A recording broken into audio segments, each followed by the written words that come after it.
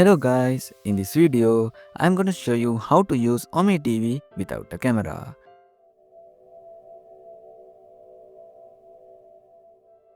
First, open your browser and search for SplitCam.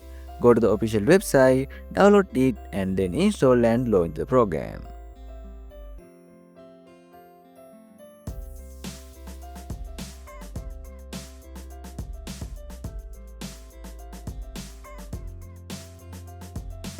Once the SplitCam is open, go to the settings and click on additional.